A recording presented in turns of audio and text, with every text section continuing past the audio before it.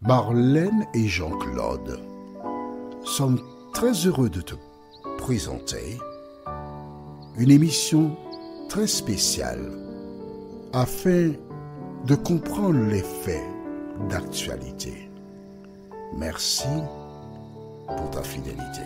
Merci d'être encore là afin qu'ensemble, nous puissions continuer d'étudier la parole de l'Éternel.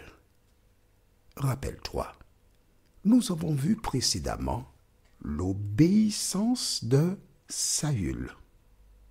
Aujourd'hui, nous verrons la désobéissance de Saül. Les mêmes références. 1 Samuel chapitre 15, les versets 8 et 9. 1 Samuel 15, les versets 8 et 9. Avant d'aborder le thème, recherchons l'Éternel à travers la prière afin que le Saint-Esprit nous conduise dans toute la vérité. Notre Seigneur et notre Dieu, merci pour la parole. Merci pour ta présence. Merci pour le salut et la vie éternelle. Alors que nous nous apprêtons une fois de plus d'ouvrir le Saint-Livre, Saint-Esprit, viens nous diriger toi-même, nous éclairer. Cette grâce, nous te la demandons au nom de Jésus et pour ta gloire éternelle. Amen. Rappelle-toi, dans le jardin d'Éden, Dieu dit à nos premiers parents, Ève et Adam, qu'ils pouvaient manger de tous les arbres fruitiers qui sont dans le jardin. Mais quant au fruit de l'arbre de la connaissance du bien et du mal, vous n'y mangerez pas parce que le jour où vous le ferez, vous mourrez. Tu te rappelles? Il a donné le libre arbitre à l'homme.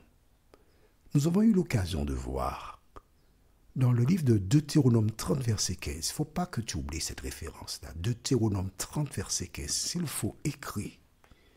Dans la version mabible.net, c'est écrit « Regarde ». En fait, analyse. Réfléchis, comprends. Je mets devant toi la vie et le bien, la mort et le mal. Dès le jardin d'Éden, l'ennemi de la race humaine que nous appelons communément le diable s'est mis en activité pour inciter les gens à faire le contraire de ce que Dieu a dit. Saül le savait. Mais oui, il le savait. Et alors, toi et moi, nous le savons aussi. Mais il arrive que parfois l'ennemi vienne nous tenter, nous inciter à faire le contraire de la parole de Dieu.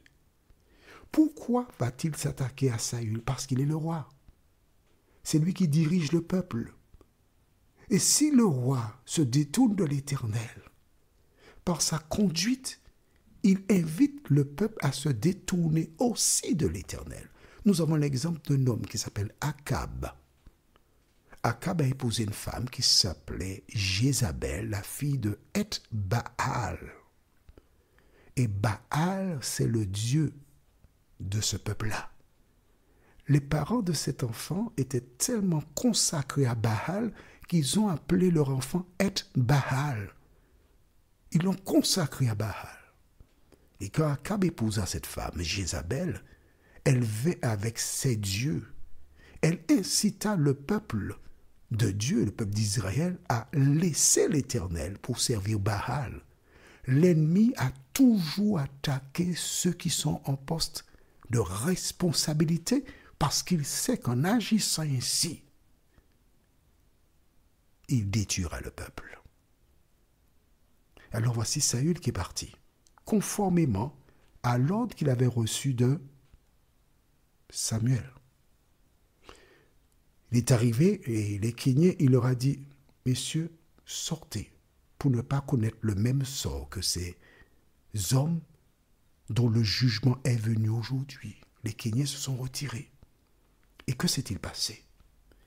Je voudrais que tu retiennes deux choses. La première, nous lisons dans 1 Samuel 15, verset 8, dans un premier temps, C'est bon? Lisons à partir du verset 7, le 7 et 8. 7 et 8, ce sera mieux pour que tu comprennes mieux. 7 et 8. Saül porta des coups à Amalek depuis Avila jusqu'à Chour, qui fait face à l'Égypte. Il captura Agag, roi d'Amalek, vivant, et il voit à la destruction tout le peuple en le passant au fil de l'épée. La première chose que je voudrais que tu retiennes, c'est que Saül, en obéissant à l'ordre reçu de Samuel, il a été et il a remporté la victoire. Les Kéniens sont partis. C'était une première victoire pour montrer que l'Éternel l'accompagnait. L'Éternel a parlé aux Kéniens pour qu'ils sortent du groupe. Et ensuite, voici Saül qui a commencé à se battre contre Amalek. Et il passa au fil de l'épée le peuple, tout ce qu'il y avait. Et qu'est-ce qu'il fait? Que fait-il? Verset 8. Il captura Agag, roi d'Amalek, c'est-à-dire il lui a conservé la vie, le roi d'Amalek, oui. Et il voit la destruction pour le peuple, tout le peuple, en le passant au fil de l'épée. Verset 9. Mais Saül et le peuple épargnèrent Agag, ainsi que les meilleures brebis, les meilleurs bœufs, les meilleures bêtes de la seconde portée, les agneaux gras, et tout ce qu'il y avait de bon, ils ne voulurent pas le vouer à la destruction.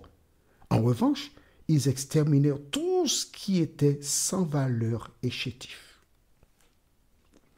Lorsque Saül est parti pour faire la guerre, l'Éternel était avec lui. Mais Satan était aussi avec lui. Les deux étaient là. Dieu avait dit, passez au fil de l'épée tout. Satan a dit, mais non, regarde les belles bêtes qui sont là. Pourquoi les tuer? Mais non, ne fais pas ça. Garde les belles bêtes. Fais le contraire de ce que l'Éternel a dit. Vois-tu l'histoire qui s'est déroulée en Éden? C'est un perpétuel recommencement. En d'autres circonstances, c'est la même histoire, la même histoire. La parole de Dieu et le diable qui vient et dit, fais le contraire de ce que dit la parole de Dieu. C'est pourquoi je voudrais te dire à nouveau, toi qui lis et qui entends, ne fais pas le contraire de ce que dit la parole de Dieu. Ne fais pas le contraire. Pourquoi? Écrit dans le cahier, Deutéronome 12, verset 8, je l'avais déjà mentionné. La Bible déclare, vous n'agirez pas comme nous le faisons maintenant ici, où chacun fait ce qui lui semble bon. Cela se trouve dans Deutéronome 12, verset 8. Alors regarde, la Bible commence par Genèse, Exode, Lévitique, Nombre, Deutéronome. C'est le 5e livre de la Bible. Saül connaît cette référence biblique. Puisqu'après Deutéronome, Josué, Juge, Ruth, 1 Samuel, qui est le 9e livre de la Bible. Et dans le 5e, Dieu avait déjà dit, vous n'agirez pas comme nous le faisons maintenant ici, où chacun fait ce qui lui semble bon. Ne fais pas ce qui te semble bon. Recherche la volonté de Dieu pour savoir si ce que tu veux faire est conforme à ce que dit la Bible. Et si ce n'est pas conforme, n'avance pas, arrête, ne va pas plus loin. Saül et le peuple, ils se sont fiés à leur jugement. Dieu a dit ses affaires, nous, on va faire comme ça. À partir du moment où tu fais le contraire de ce que Dieu a dit, comment es-tu? Rappelle-toi, Ève et Adam ont fait le contraire. Que s'est-il passé? Est-ce qu'ils ont eu la bénédiction? Dis-moi. Espères-tu avoir la bénédiction quand tu fais le contraire de ce que dit la parole de Dieu? Non.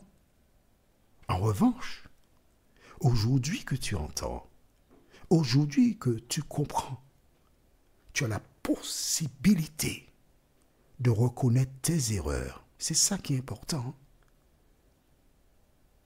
Demander pardon à Dieu.